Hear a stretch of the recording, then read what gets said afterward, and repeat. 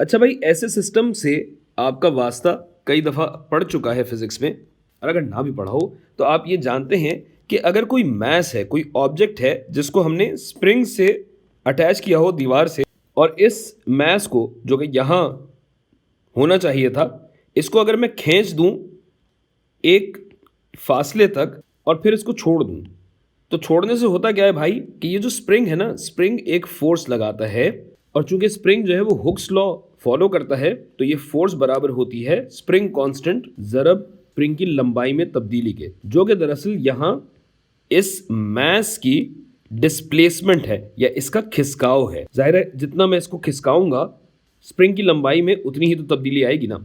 बस अब मसला ये है कि खिसकाव इस तरफ है, लेकिन स्प्रिंग जो फोर्स लगा रहा है वो दूसरी तरफ लगा रहा है, लिहाजा यहाँ पे एक माइनस साइन भी आएगा। ये कहलाती है रिस्टोरिंग फोर्स या कुव्वते बहाली। फिर अगर अपन जाहिलों की तरह बात करें, नहीं भाई, फिर नहीं होता, फिर होता है।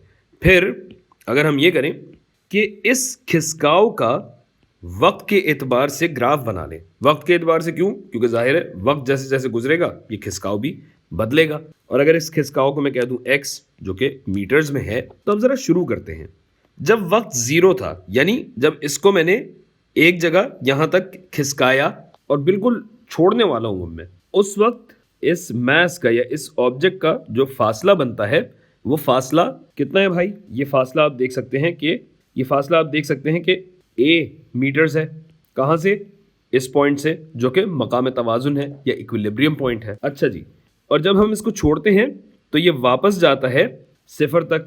ये भी जाहिर है किसी ना किसी दौरानिये में होगा। और इसके बाद क्या होता है, इनर्शिया होने की वजह से ये दूसरी समत में जाता है, और चूंकि कोई बैरूनी ताकतें नहीं है तो यहाँ भी a का ही फासला ये तय करता है। लेकिन चूंकि मनफी समत में है तो जाहिर है ये जो आता है ये मनफी a तक आता है। गोया मुस्बत a और मनफी a के दरमियान ये सिस्टम हमारा ऑसिलेट कर रहा है, चक्कर लगा रहा है, गर्दिश कर रहा है। लेकिन गर्दिश थोड़ा ऑर्बिट के उसमें आता है, तो इस वजह से गर्दिश मेरा ख्याल है लफ्ज़ ना इस्तेमाल करने तो बेहतर है, लेकिन आप बात समझ ही गए हैं।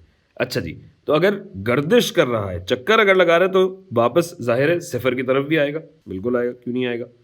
और फिर दोबारा ये यहाँ पर पहुँच जाएगा, कहाँ? मुस्बत ए पे। और फिर यही काम आगे चालू रहेगा। लीचड़ ज़बान की तरफ हम जाते जा रहे हैं जैसे जैसे वक्त गुजर रहा है। बहरहाल, तो अगर इन तमाम पॉइंट्स को मैं जोड़ दूं तो जोड़ने पे एक जानी पहचानी एक मानूस सी शक्ल हमें नजर आती है।